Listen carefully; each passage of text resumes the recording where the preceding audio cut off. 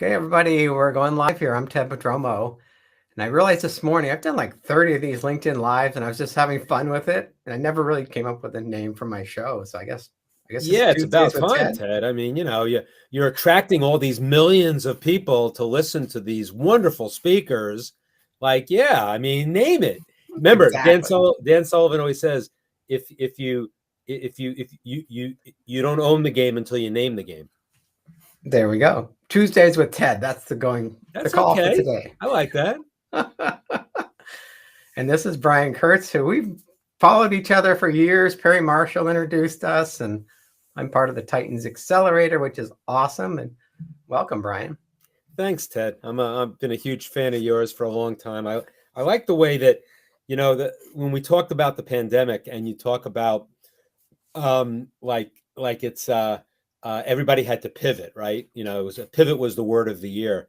And you're a guy that is always pivoting. And then I started thinking about that being an entrepreneur is to never have to pivot, because you're always pivoting, because you're an entrepreneur and you have to move with what comes to your table, you've got to deal with. And then you've got to have the ingenuity to make something of it too. So it's an interesting thing, the whole thing about pivoting, because now it's like the word of the year, obviously. Oh, it's so overused. But there was 2 million coaches on LinkedIn a year and a half ago. Now there's 6.5 million. Holy moly. Yeah. Coaches on LinkedIn. Wow. So, and they all look the same. There's no differentiation. No There's a couple. differentiation. No. It's sameness is so boring. And it's but it's hard, for people who, I mean, if I started out my career assuming that I had no original ideas. I'm not saying that to put myself down. I'm not saying that to be self-deprecating.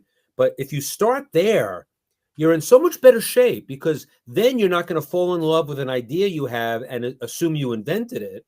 And that's the worst, because when you find out that it's been invented and reinvented 150 times in the last year, then what are you going to do with that? So if you start with, I've never invented anything, but I'm able to put my story on something, or I'm able to put my spin on it. And so I use the example, like in my book, Over Deliver, I talk about I have a chapter on list selection and RFM. RFM is recency, frequency, monetary. It's a basic standard way to look at audiences and consumer behavior. Mm-hmm. And so if you didn't know what RFM was and you came to my book, you'd think I might have invented it. Well, I didn't.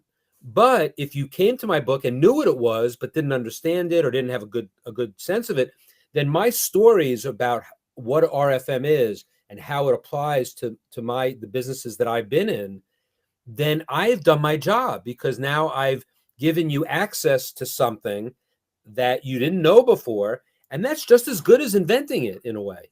And so I just think it's a healthier, for me anyway, it's much healthier to not believe your press clippings, not to have delusions of grandeur that you invent everything first, but start humble and work your way up. And it's I don't know, it's served me very well over the years. Yeah, I think people think they have to come and make a big splash in the market, and well, okay, there's like 50 other people doing what you're doing. So how are you doing it? In fact, on that, we had a call today with it was Breakthrough Advertising boot camp, which we're doing, going through the book Breakthrough Advertising by Gene Schwartz. And it's interesting when people look at what the market is they're going after.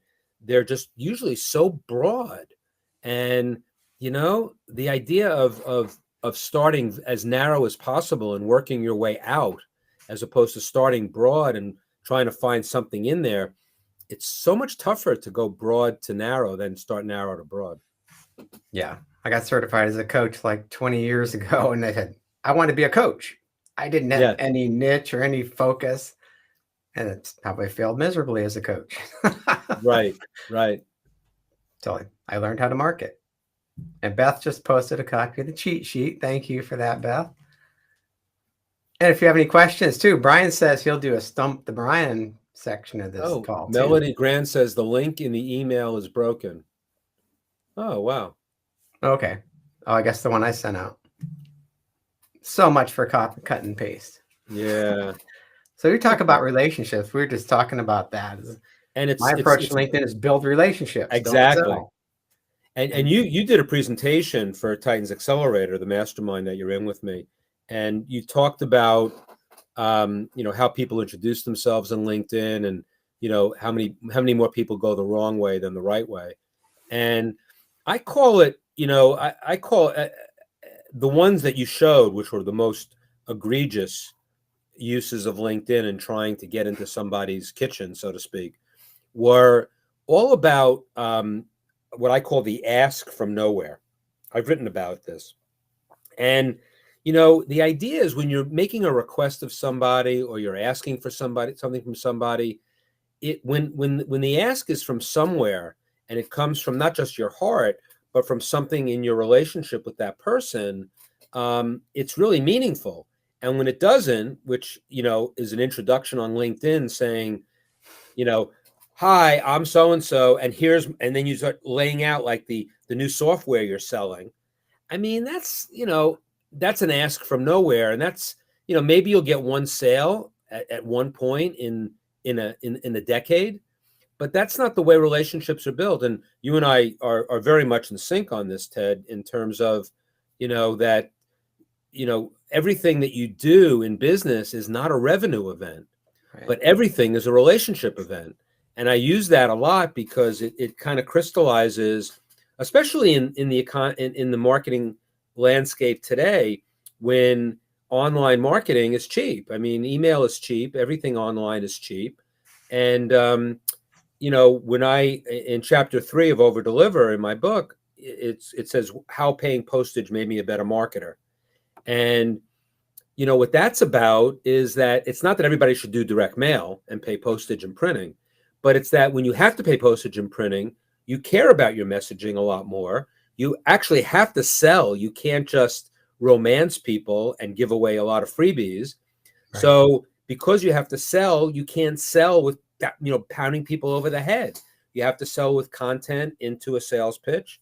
And the same is true in email, but you actually have a longer period of time to do it in email or on video in a launch, for example.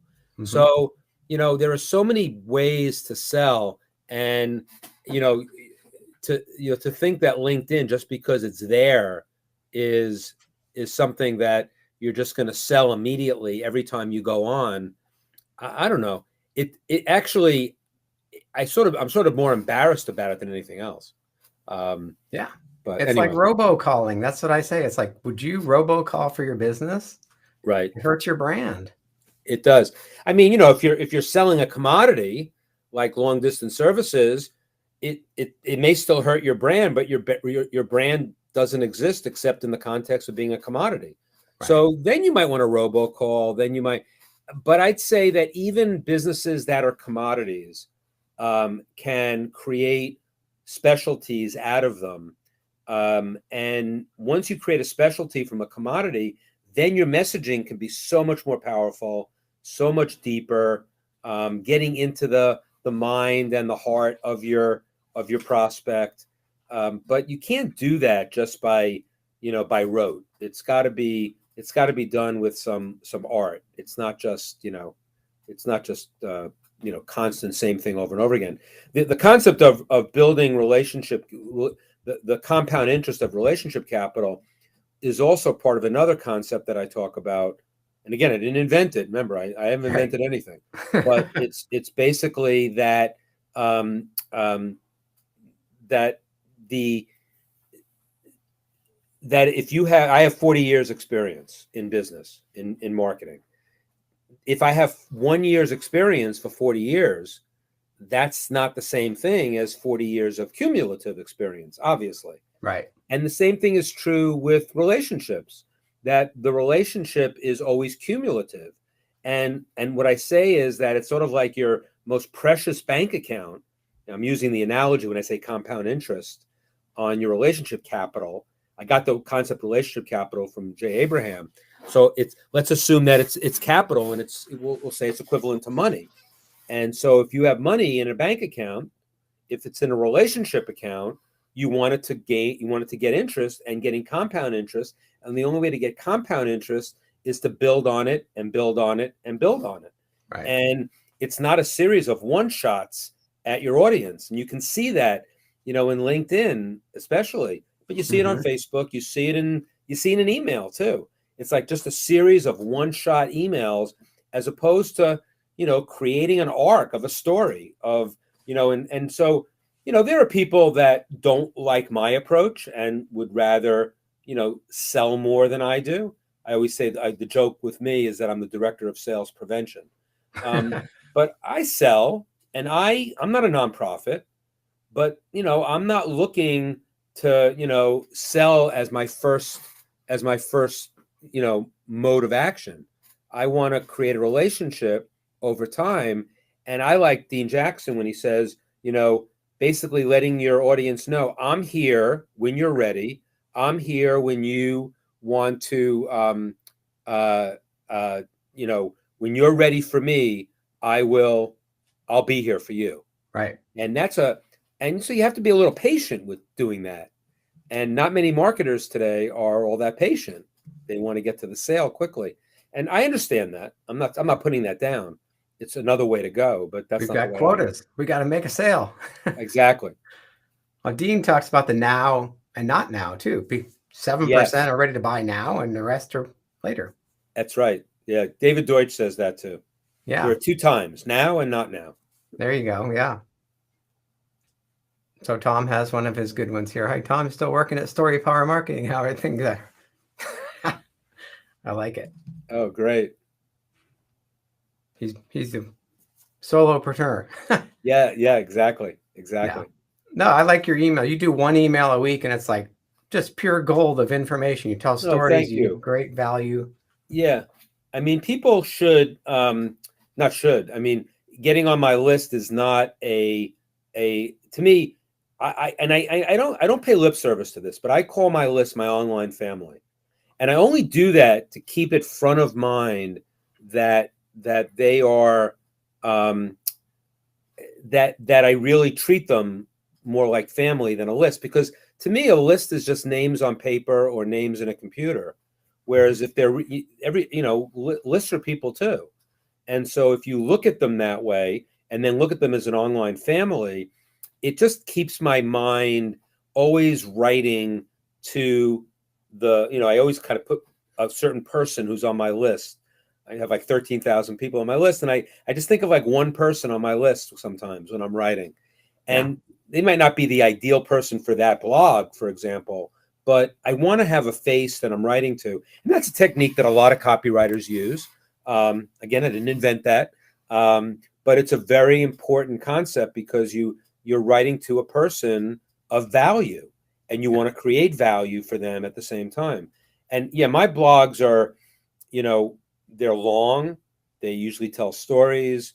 I try to teach some lessons. I try to learn some lessons from the response I ask my online family to send me, because I encourage them to share with me. Because the best thing about email is not necessarily the open rates, which are important to some degree, but it's the engagement rate.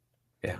Ben Settle did an email once, and I did it in my blog too, where I said he came up with the 12 things that are more basically that open rates are overrated.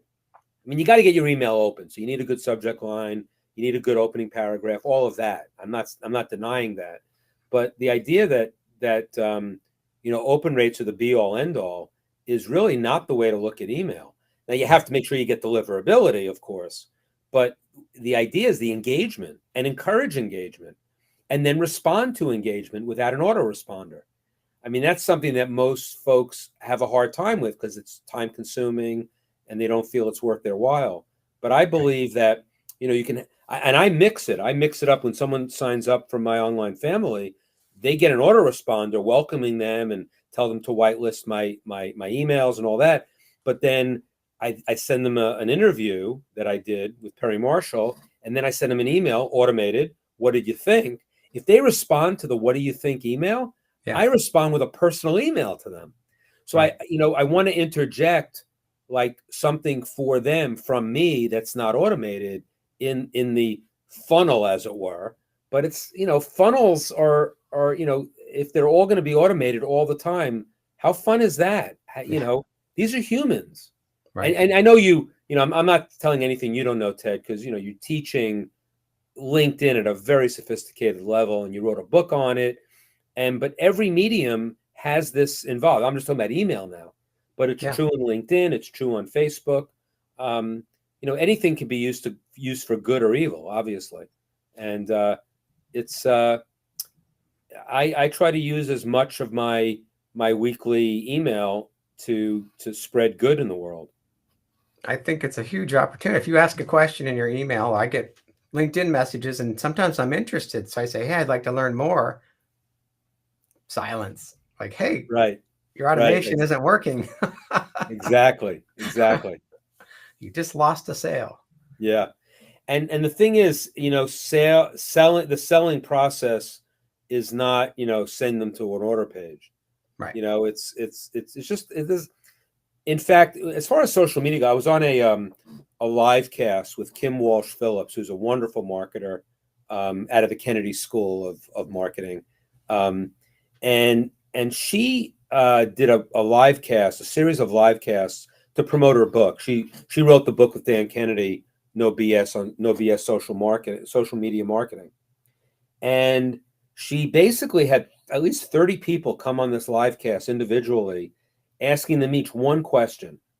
And the question was, what do you use social media for in your marketing? And everybody had a different answer. And I didn't think about it before I got on with her, because I didn't know what the question was. But then when I saw what the question was, what came out of my mouth was, I use social media to get people to subscribe to my list, which means I get them to come into my online family, and then I romance them. That was my answer. And by romancing them, it's to give them, quality content. If they don't think it's quality, they're going to unsubscribe anyway. So it's quality is in the eyes of the beholder.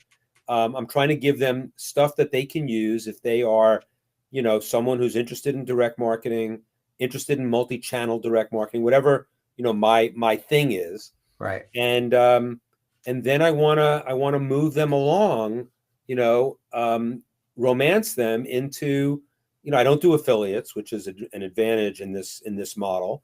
Whereas I'll offer something from somebody that I'm not taking a piece of, but I'm recommending it because it's great. Yeah. And you can recommend stuff that's great and still take a piece. I understand that. Yes, I understand how affiliates work. I just don't do them. And the ones that I have done, I basically have done them in the spirit of using my share to either give them a bigger discount on the offer. I did that with Accelerator. I offered the people in Titans Accelerator in my mastermind a copywriting course from a great guy, Stefan Georgi. They would subscribe to, they'd buy the Stefan Georgi product, and my affiliate commission became a discount on their renewal in Titans Accelerator. So I paid it back in the money that I got.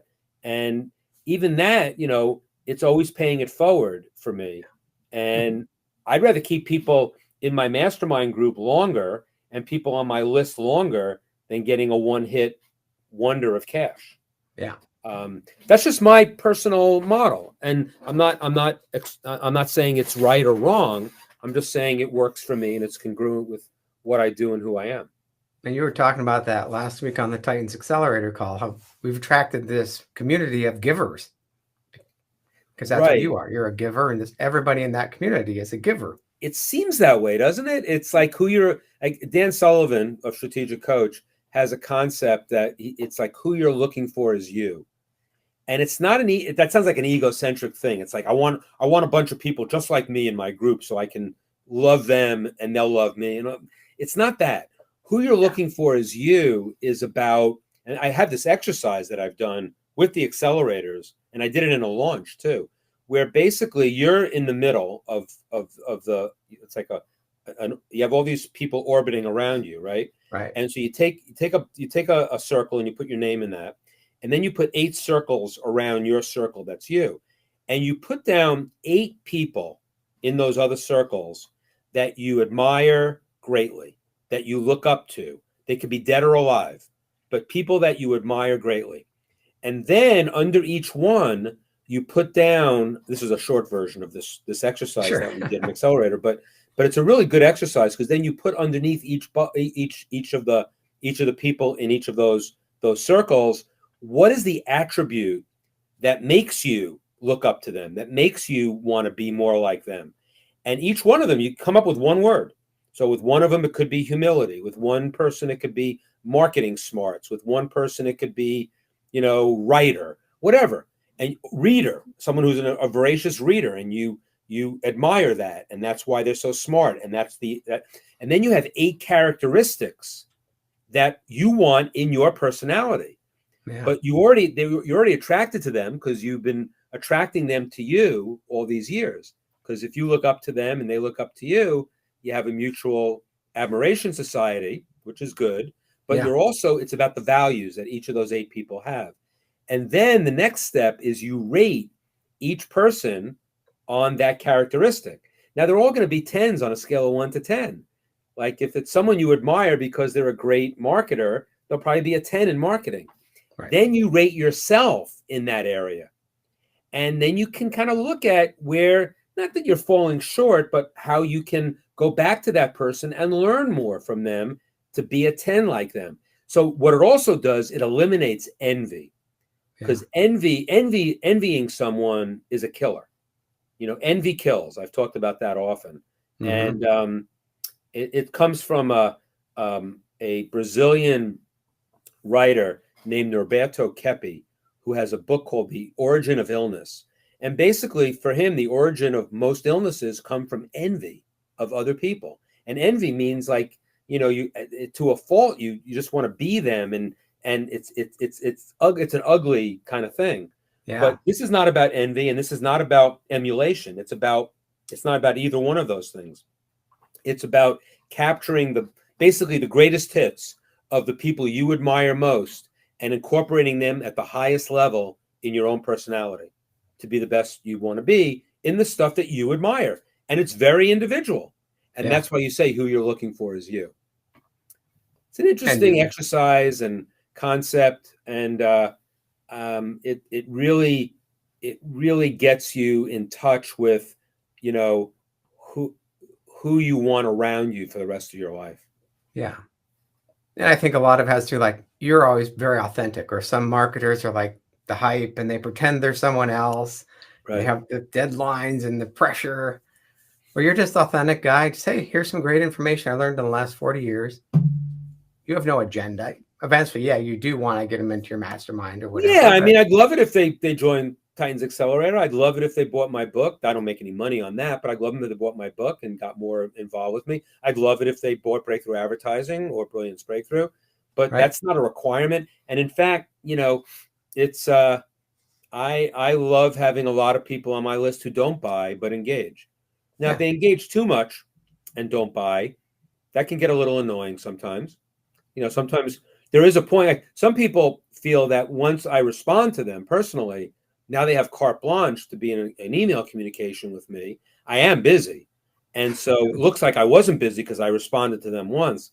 And then they start asking me complex questions, like marketing questions, like long emails.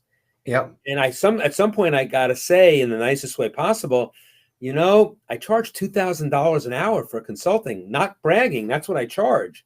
So, like, I can't, it's not that I don't want to give it away for free. I don't have time to give all this away for free. I got people paying me for it. Right. And then it becomes, a prioritization on my part. And that hurts a little bit because I am a giving person. But that saying no is as important as saying yes sometimes. Yeah. And Paul has a question here. Do you have a conversion rate you use for your approach?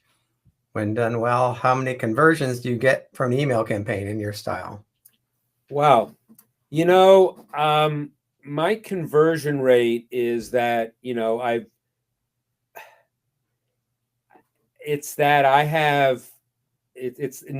answer is no. I don't have like an 8% to, or I don't have like, it's not a percentage. It's not anything in particular, but what it is is my conversion rate is that I'm converting on genius, other people's genius. I'm converting. It sounds corny, but I'm converting on a bunch of other things too. I'm converting on deep and meaningful friendships.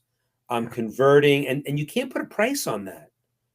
And the percentage actually doesn't matter, because if I looked at the percentage of the people I blog to, we'll say 13,000 people a week, how many have I converted into my audience?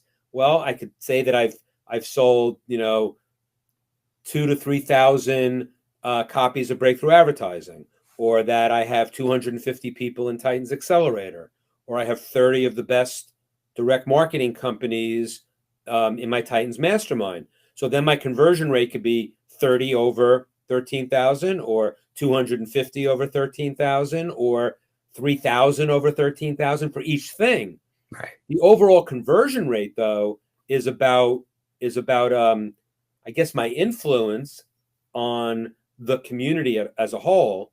I mean, I'm really trying to answer this question without knowing that I can answer it.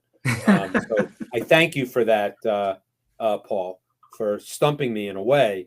But it really is a conversion on the genius of my audience and my genius combining.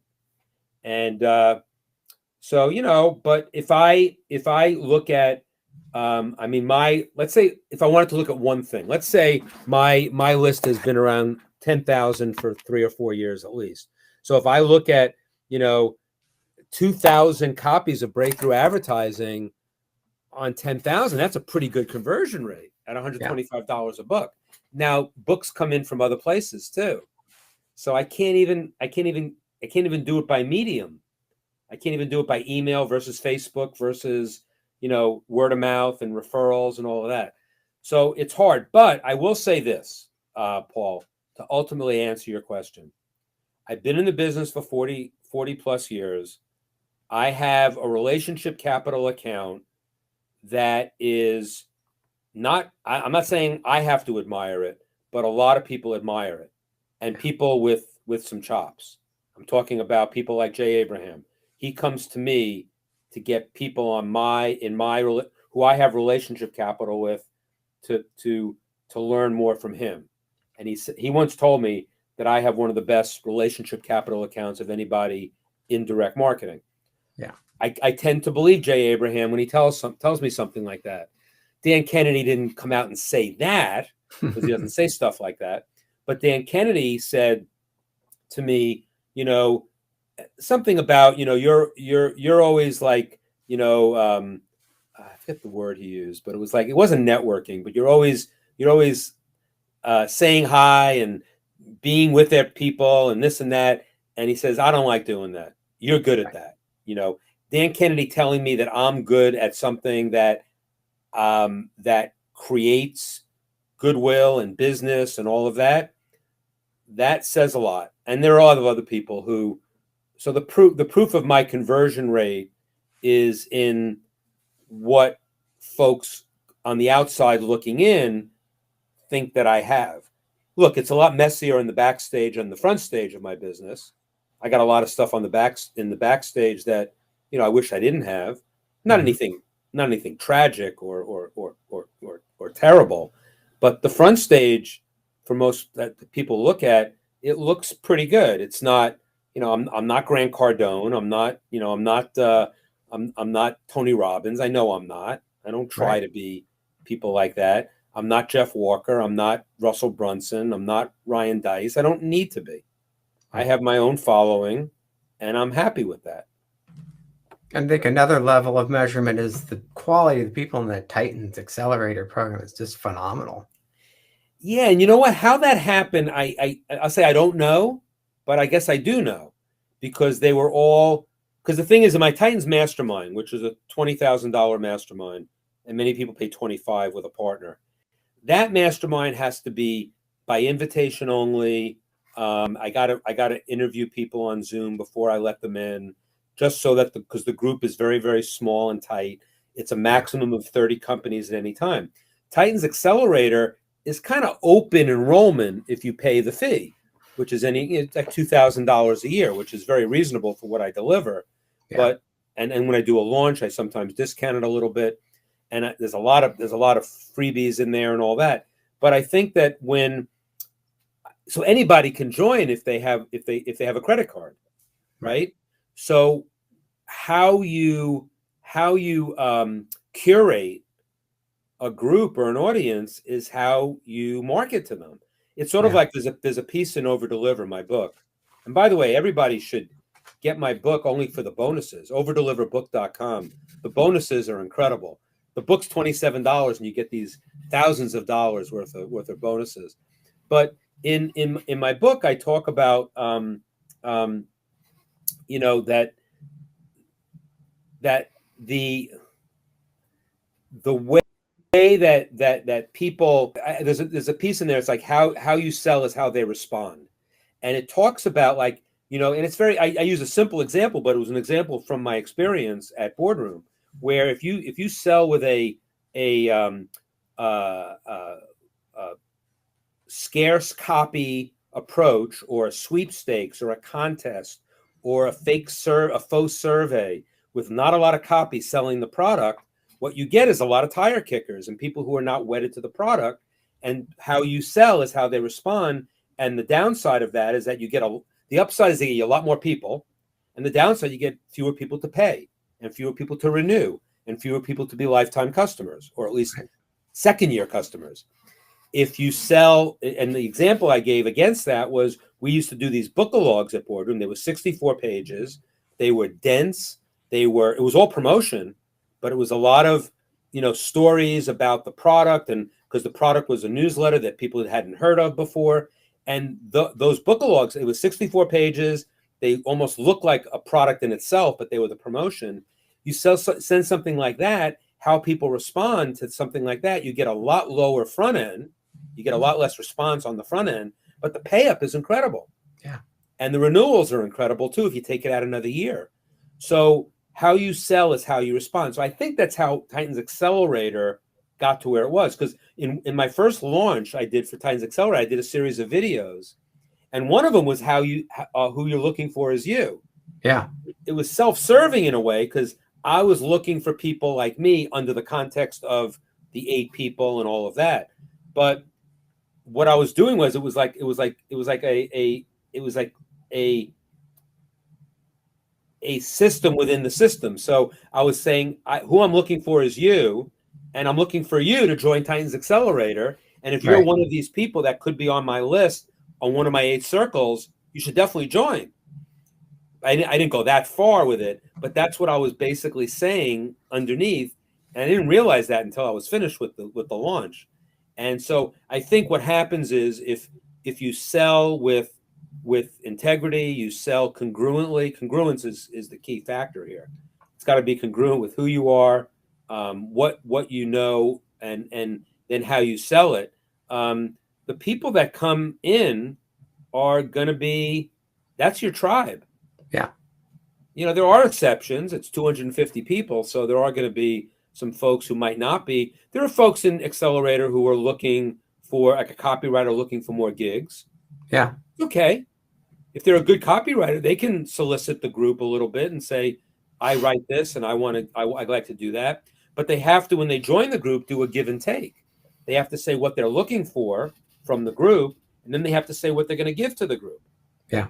And a lot of people like yourself, Ted, you did a Titan Spotlight in the group, and you gave of yourself with content as a speaker, because you have an expertise that you could share with the group. So you have to, you got to give and take, and you got to give first. I always say that in Over Deliver, when I talk about, in fact, I opened chapter 10, the last chapter, which is playing the long game. And the first thing I said is I hate the word networking. I just hate the word networking, because it for me, it has a connotation of, just being a glad hander and just meeting the most people, having the most Facebook friends, having the most people on LinkedIn, and all of that. Yeah. But frankly, I replace networking with what I call contributing to connect. You have to contribute first to really connect with people. And it's a subtle difference, but it's an important difference, because you have to contribute first. And then I go into my 100-0 concept, which you have to contribute 100% of yourself immediately in the relationship to get anything out of it. Yeah. And you can't be looking for something out of it either. Because if you don't get anything, you don't shun the relationship. You might not spend as much time in that relationship long term, but you're not going to basically, because no one gave you anything because you contributed to them, is not a reason to shun them forever either. Yeah. But you know what? This is one where the conversion rate is a little low. It's a little low. You're not going to get 50-50 on everything that you do. You're not maybe not even going to get 20% of everything you do. But what you get is gold. It's all gold. It's all like solid gold. Right. So, you know, I say in the book, I say I've never given, and this is all related to relationship capital. I've never gone into a relationship saying, okay, I'm going to meet you halfway, or we're going to go 50-50. I have had 50-50 deals. I have had relationships that were based on that, and that's matching. That's not real giving. That's matching. Matching is okay, but if you're going to match to a specific percentage and it's got to be equal all the time, that's not for me. No. I believe in Robert Cialdini's definition of reciprocation, and I even keep a card in my wallet, which is it's a neat little card, which is the principles of ethical influence. His basically it's his six basics of ethical influence, and number one is reciprocation. Reciprocation in the launch world and in the affiliate world is not his definition of reciprocation. Mm-hmm. Reciprocation is 50-50 in the launch world. If you got this many leads, I got less, you got to do another mailing to make sure we have the same leads or something like that. Right. But reciprocation, according to Cialdini and influence, is that it's you, then me, then you, then me. And the key is be the first to give service, information, concessions. That's where I got contribute to connect, as opposed to just networking. And it's a subtle but very important distinction for me and a lot of people. Yeah. It's the long game. You're not going for one sale. You're going to build not just a business, a career. You have 40 years of relationship capital. Exactly. And you don't get, it doesn't happen overnight, but you have to keep doing this stuff over and over again. And, I look back now and the results have been good. You've done okay. I'm not bragging. I'm just saying I've led a very fulfilling life to date, and full of wonder, of education, of teaching and learning all the time. Yeah. I don't think it gets much better than that, but I have my bad days. Yeah, like we all do.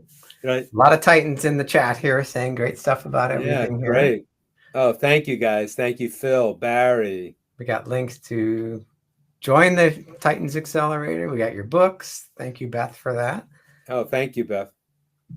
And your website's briankurtz.net. Yeah, briankurtz.net has a lot of free content on it.